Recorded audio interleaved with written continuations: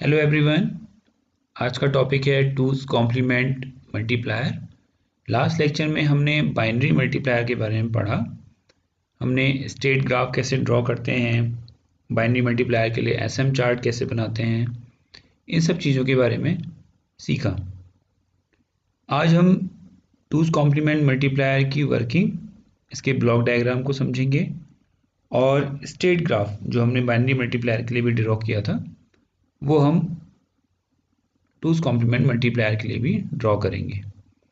तो सबसे पहले जैसा कि आप ये ब्लॉक डायग्राम देख रहे हैं, इस ब्लॉक डायग्राम में बहुत सारी सिमिलरिटीज़ हैं। ये बिल्कुल बाइनरी मल्टीप्लायर की तरह ही है, बट एक जो डिफरेंस है यहाँ पे वो है यहाँ पे वन कॉम्प्लीमेंटर का। तो हम यहाँ पे वंस कॉम्प्लीमेंट ले रहे हैं मल्टीप्लिकेंट का, और बाइनरी मल्टीप्लायर में हम 4 बिट फुल एडर यूज़ कर रहे थे, तो यहाँ पर हम 5 बिट फुल एडर यूज़ कर रहे हैं। और क्यों हम यूज़ कर रहे हैं 5 बिट फुल एडर? क्योंकि हमें एक बिट चाहिए, क्योंकि हम साइन नंबर्स की बात कर रहे हैं। तो साइन नंबर्स को रिप्रेजेंट करने के लिए डेफिनेटली हमें जो एमएसबी बिट होती है वो साइन बिट को रिप्रेजेंट करने के लिए चाहिए। तो हम सिंपली ये कह सकते हैं कि यहाँ पे जो हम कॉम्प्लीमेंट मल्टीप्लायर पढ़ रहे हैं या फिर साइन बिट मल्टीप्लिकेशन जो हम करते हैं वो सिंपली पॉजिटिव बाइनरी मल्टीप्लायर की तरह ही होता है, बट कुछ चेंजेज होते हैं जो मैंने आपको बताया। जैसे कि हमें कॉम्प्लीमेंट लेना है, अभी हम समझेंगे कि हम मल्टीप्लिकेंट को कॉम्प्लीमेंट क्यों कर रहे हैं। 5 बिट एडर हम क्यों ले रहे हैं? क्योंकि हमें एक साइन बिट देखनी है। तो हमें इस टाइप के मल्टीप्लायर्स में या इन टाइप के ऑपरेशंस में साइन बिट को कंसीडर करना होता है, इसीलिए हमें साइन बिट को बहुत ही केयरफुली प्रिजर्व करके चलना है। मतलब इसीलिए हम ये एक एक्स्ट्रा बिट जो हम ले रहे हैं वो उसी चीज़ को स्टोर करने के लिए है। तो अगर हम कोई ऐसा मल्टीप्लिकेशन कर रहे हैं जिसमें आपका जो मल्टीप्लायर है उसका जो साइन है वो नेगेटिव है, तो हमें मल्टीप्लिकेशन के टाइम पे, और आप ये कह सकते हैं कि जो आपका मल्टीप्लिकेंट है, लास्ट स्टेप में हमें मल्टीप्लिकेंट के कॉम्प्लीमेंट को एडर के साथ ऐड करना होता है। ओके, मीन्स एक्यूमुलेटर में जो भी इंफॉर्मेशन यहाँ आपकी स्टोर है, जब आप लास्ट बिट चेक करेंगे मल्टीप्लायर की और अगर वो 1 है तो इसका मतलब आपका जो मल्टीप्लायर है वो नेगेटिव नंबर है। तो अगर ऐसा है तो हमें क्या करना पड़ेगा, m की वैल्यू यहाँ से 1 जाएगी। अभी हम इसकी वर्किंग समझेंगे। तो हमें यहाँ पे इस मल्टीप्लिकेंट को जो भी हम यहाँ अप्लाई कर रहे हैं उसको हमें वंस कॉम्प्लीमेंट लेना पड़ेगा उसका, और देन हम उसे एक्यूमुलेटर में जो भी स्टोर है उसको इस कॉम्प्लीमेंटेड मल्टीप्लिकेंट के साथ ऐड करेंगे।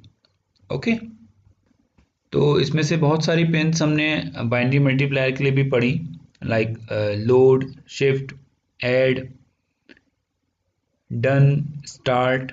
यहाँ पर हम एक CM जो यूज़ कर रहे हैं उसको हम समझेंगे कि वो क्या है, और M जो मल्टीप्लायर की जो बिट है, last bit, that is basically last bit of the multiplier, और ये ही कंट्रोल कर रही है आपके इस कंट्रोल सिस्टम को। तो जब m की वैल्यू 1 होगी तो क्या क्या होगा वो सब चीज़ें यहाँ से डिसाइड होंगी। लाइक जैसा हमने बाइनरी मल्टीप्लायर में लास्ट टाइम देखा था कि अगर m की वैल्यू 1 है तो हमें पहले ऐड करना है, देन हमें शिफ्ट करना है। अगर m की वैल्यू 0 है तो हमें डायरेक्टली शिफ्ट करना है। ओके, लेकिन जब लास्ट बिट आएगी m की, जो कि हमारी साइन बिट होगी यहाँ पे, तो जब वो आएगी तब हमारा ये CM की वैल्यू हाई होगी। ओके, तो ये एक थोड़ा सा इसमें आप कह सकते हैं चेंज है टूज कॉम्प्लीमेंट मल्टीप्लायर में। और 5 बिट एडर जो कि आपका साइन सम के सब जो भी आपका सम है उसका जो साइन है उसे स्टोर करने के लिए यूज किया जा रहा है। ओके, यहाँ एक्यूमुलेटर आपका 9 बिट का है। जो भी हमारी कैरी आउट जनरेट होगी from the last bit of the adder, like जैसा हमने टूज कॉम्प्लीमेंट फॉर्म में पढ़ा हुआ है कि अगर आपकी कैरी 1 जनरेट होती है, सी आउट अगर आपका 1 होता है तो हम इसे डिस्कार्ड कर देते हैं। तो यहाँ पे भी हम जो भी हमारा कैरी आउट इस फुल एडर से लास्ट एडिशन से जो जनरेट होगा, लास्ट बिट एडिशन से, तो अगर सी आउट जनरेट हो रहा है तो हम उसको डिस्कार्ड कर देंगे, क्योंकि हम यहाँ पे टूज कॉम्प्लीमेंट फॉर्म यूज़ कर रहे हैं। ओके, टूज कॉम्प्लीमेंट एडिशन कर रहे हैं। CM जो सिग्नल हम यहाँ यूज़ कर रहे हैं वो CM सिग्नल क्या करेगा, जैसे ही m की वैल्यू 1 आएगी लास्ट बिट में, जब m की वैल्यू 1 आएगी तो ये CM की वैल्यू हाई हो जाएगी। और जब भी CM की वैल्यू हाई होगी तो ये 1 यहाँ पे भी होगा और 1 यहाँ पे भी होगा। तो क्या होगा कि जो भी मल्टीप्लिकेंट में आपने बिट्स दे रखी हैं, ये जब 1 होगा, हाई होगा, तो ये क्या करेगा, उन सारी बिट्स का 1s कॉम्प्लीमेंट ले लेगा, और 1s कॉम्प्लीमेंट लेने के बाद यहाँ पे ये 1 ऐड हो रहा है, सीन में 1 की वैल्यू इनपुट हो रही है, तो वो 1 इस 1 कॉम्प्लीमेंट के साथ ऐड होके क्या बना देगा आपका 2s कॉम्प्लीमेंट फॉर्म। अगर हम समझें कि 2s कॉम्प्लीमेंट क्या होता है, तो आप सिंपली क्या करते हैं, आप पहले 1s कॉम्प्लीमेंट ले लेते हैं, और 1s कॉम्प्लीमेंट के बाद आप उसमें क्या करते हैं, जो भी आता है आपका आउटपुट, उसमें आप 1 ऐड कर देते हैं। तो लाइक अगर सपोज मेरे पास नंबर है 0101, तो इसका 1s कॉम्प्लीमेंट क्या होगा, 1010, और फिर आप अगर उसमें +1 कर देते हैं तो हो जाएगा 1011। तो ये आ गया आपका 2s कॉम्प्लीमेंट। ओके, तो सिंपल ये कहने का मतलब है कि CM की वैल्यू 1 होगी तो वो 1s कॉम्प्लीमेंट कैलकुलेट करेगा, देन यहाँ पे भी 1 होगी तो वो उसके साथ 1 को ऐड करके 2s कॉम्प्लीमेंट में आपको आउटपुट दे देगा। ओके, तो जब भी आप 2s कॉम्प्लीमेंट की हेल्प से एडिशन करेंगे, तो जो भी आपकी लास्ट बिट के एडिशन के बाद अगर कैरी आउट जनरेट हो रहा है, तो सिंपली आप उस कैरी आउट को क्या करेंगे, डिस्कार्ड कर देंगे। ओके, अब हम बात करते हैं 2s कॉम्प्लीमेंट के स्टेट ग्राफ की। तो आई थिंक आपको ये सारे पॉइंट समझ में आ गए होंगे जो मैंने आपको यहाँ बताए। इन ब्रीफ अगर हम बात करें तो कुछ नहीं है, थोड़ा सा चेंज है।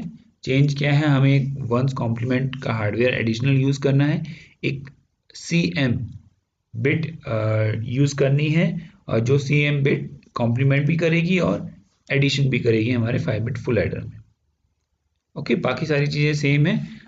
एक 5 बिट फुल एडर हम यहाँ यूज़ कर रहे हैं क्योंकि हमें साइन जो है लास्ट बिट का, और आप कह सकते हैं एडिशन का जो साइन आएगा जनरेट होके, उस साइन को हमें स्टोर करना है यहाँ पे। ओके, ताकि वही हमारी सारी इंफॉर्मेशन हमें बताएगा। तो अब हम बात करते हैं स्टेट ग्राफ की। तो स्टेट ग्राफ में बहुत ज़्यादा चेंजेस नहीं है, सिंपल, हमने SM चार्ट भी पढ़ा था। तो देखिए स्टेट ग्राफ में क्या होगा, सबसे पहले आपका स्टेट S0 होगी। अगर आपने स्टार्ट नहीं किया है तो वहीं आ जाएगी रिटर्न होके। अगर आपने स्टार्ट 1 किया है तो वो लोड कर देगा डेटा को, लोड करके आप नेक्स्ट स्टेट में पहुंच जाएंगे S1 में। अब देखिए यहाँ पे जो मल्टीप्लायर की बिट है वो नॉर्मली बाइनरी मल्टीप्लिकेशन की तरह ही यूज़ होगी, जो आपके नॉर्मल अनसाइंड नंबर्स मल्टीप्लिकेशन हो रहे थे। तो m की वैल्यू 1 है तो वो नेक्स्ट स्टेट में जाएगा एडिशन होके, देन शिफ्ट होके फिर नेक्स्ट स्टेट S3 में। अगर m की वैल्यू 0 है तो कुछ एडिशन नहीं होगा, सिंपल क्या हो जाएगी, आपकी शिफ्टिंग हो जाएगी। तो जितनी बिट्स होंगी डेफिनेटली उतने ज़्यादा बार आपके एडिशन और शिफ्टिंग होगी। तो 1 2 3 और last.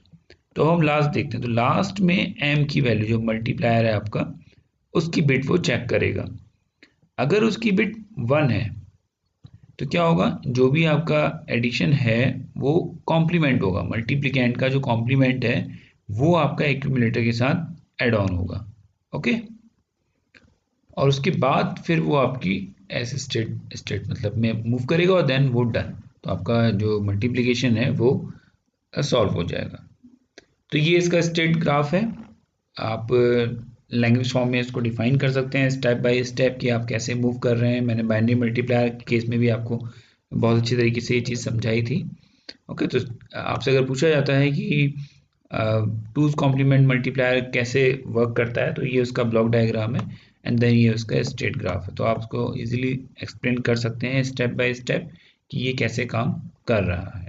Okay, so next topic है derivation of SM chart. SM chart के बारे में थोड़ा हम पढ़ चुके हैं पहले, और ये जो SM चार्ट मैंने बना रखा है स्टेट मशीन चार्ट, ये बेसिकली बाइनरी मल्टीप्लायर का है, जो मैं ऑलरेडी आपको एक्सप्लेन कर चुका हूँ। क्या यूज़ है SM चार्ट का वो भी मैं आपको बता चुका हूँ। डेरिवेशन ऑफ SM चार्ट के अंदर इस टॉपिक के अंदर मैं आपको ये समझाऊंगा कि स्टेप बाय स्टेप हमें मिल क्या रहा है, हम क्यों SM चार्ट बनाते हैं।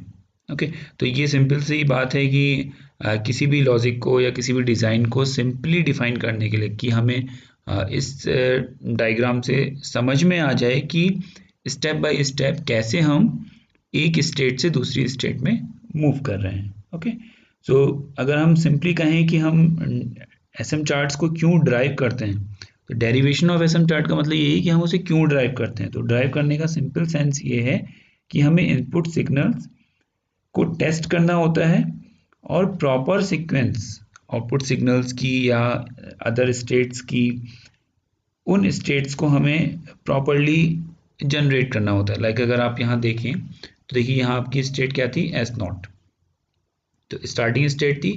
देन आपने चेक की कंडीशन कि जो मेरा स्टार्ट सिग्नल है अगर मैं उसे 1 करूँगा तो क्या होगा, और अगर वो 0 है तो क्या होगा।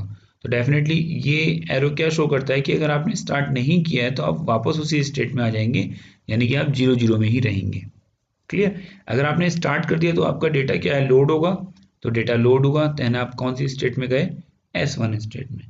तो सिंपली ये क्या सीक्वेंस है आपके, क्या फ्लो है आपके सिग्नल्स का। तो अगर देखिए आप यहाँ सिंपली बात करें तो आपके पास कुछ स्टेट्स हैं, S0, S1, okay, and S2, S3। तो S0 आपकी स्टेट कह रही है कि ये आपकी स्टार्ट स्टेट है, यानी कि जहाँ से आप स्टार्ट कर रहे हैं। S1 वो स्टेट है जहाँ पे डेटा लोड हो गया, तो S0 के बाद डेटा लोड हुआ और आप कहाँ पर आ गए, S1 स्टेट में। देन आप मूव कर रहे हैं S2 स्टेट में और S3 स्टेट में। क्लियर। एक आपके पास डिसीजन है, दैट इज M। तो M की वैल्यू या तो 1 है या फिर 0 है। M=1 पे आप चेक कर रहे हैं कि ऐड होना चाहिए, शिफ्ट होना चाहिए। M=0 पे आपने कहा नॉर्मली शिफ्ट होना चाहिए। तो ये क्या चीज़ बता रहे हैं आपको, बेसिकली ये आपको उस सर्किट की फंक्शनिंग को एक्सप्लेन कर रहे हैं कि कब एडिशन और शिफ्टिंग दोनों होंगे, कब सिंपल शिफ्ट होगा।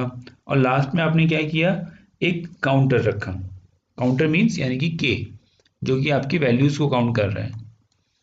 अगर k=0 है मीन्स अगर काउंटिंग कंप्लीट नहीं हुई है, स्टेट सारे एडिशन नहीं हुए हैं बिट्स के, तो वो वापस उसी स्टेट में चला जाएगा। वापस उसी स्टेट में जाके फिर से वही प्रोसेस होगा कि वो M को चेक करेगा, M 0 है या 1 है, देन वो शिफ्टिंग करेगा, एडिशन करेगा। और जब लास्ट में k की वैल्यू 1 हो जाएगी, तो k की वैल्यू जब 1 हो जाएगी तो it means this one is the last state.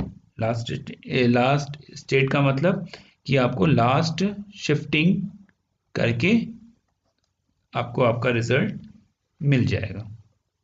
Means इससे पहले आपने जो शिफ्टिंग करी और उसके बाद k=1 के बाद मतलब आपको कोई शिफ्टिंग नहीं करनी है, k=1 आपका लास्ट स्टेट है। तो जो भी आपकी वैल्यूज थी S2 या S1 जो भी स्टेट थी, वो k=1 होने के बाद एक नेक्स्ट स्टेट में जाएंगी, and that is your final state, means done, complete. Okay. तो ये आप कह सकते हैं कि यूज़ है, एप्लीकेशन है SM चार्ट का, जिसको हमने with the help of binary multiplier समझा था। तो मैंने ये स्टेप बाय स्टेप आपको सारी डिसीजन बॉक्स कैसे बनाते हैं, कंडीशनल बॉक्स कैसे बनाते हैं, ओके, ये स्टेट बॉक्स कैसे बनाते हैं, तो ये सारी चीज़ें हमने बाइनरी मल्टीप्लायर के एग्जांपल में इजीली समझी थी। ओके। सो आज के लेक्चर में हमने डेरिवेशन ऑफ SM चार्ट के बारे में पढ़ा और साइन नंबर्स को कैसे मल्टीप्लाई किया जाता है। तो उसमें एक स्पेशल कंडीशन, जब मल्टीप्लायर का जो साइन है वो नेगेटिव हो, तब हमें क्या करना होगा कि अपने मल्टीप्लिकेंट को भी कॉम्प्लीमेंट फॉर्म में करके देन हमें उसे एडिशन करना होगा। ओके। नेक्स्ट लेक्चर में हम पढ़ेंगे रियलाइजेशन ऑफ SM चार्ट। तो जो भी हमने ये अभी SM चार्ट बनाया है, इसको हम रियलाइज करेंगे, मीन्स कि हम इसे कैसे बना सकते हैं, इसके हार्डवेयर को हम कैसे डिज़ाइन कर सकते हैं, एंड देन हम इम्प्लीमेंटेशन की बात करेंगे कि तो ये पूरा जो प्रोसेस है, लाइक एक हमने बाइनरी मल्टीप्लायर पढ़ा। जब आप इन दो लेक्चर्स को या इसके आगे के लेक्चर को पढ़ लेंगे तो एक बार कंबाइन करिएगा बैठ के कि बाइनरी मल्टीप्लायर सर्किट हमने पढ़ा, उसकी वर्किंग को हमने पढ़ा, देन हमने उसके SM चार्ट को ड्राइव किया, देन हमने उस SM चार्ट जो हमने ड्राइव किया था या जो हमने SM चार्ट बनाया था, हमने उसको कैसे हमने PLA की हेल्प से या ROM की हेल्प से रियलाइज़ किया और कैसे हम उसको बना सकते हैं, इम्प्लीमेंट कर सकते हैं। तो एक पूरा डिज़ाइनिंग पार्ट है ये, जिसमें आप स्टार्टिंग से लेके उस सर्किट डायग्राम को पढ़ने के बाद उसके लास्ट में कैसे वो हार्डवेयर बनेगा, वहाँ तक की जर्नी को देखेंगे। ओके। सो आज के लेक्चर के लिए इतना ही। Thank you.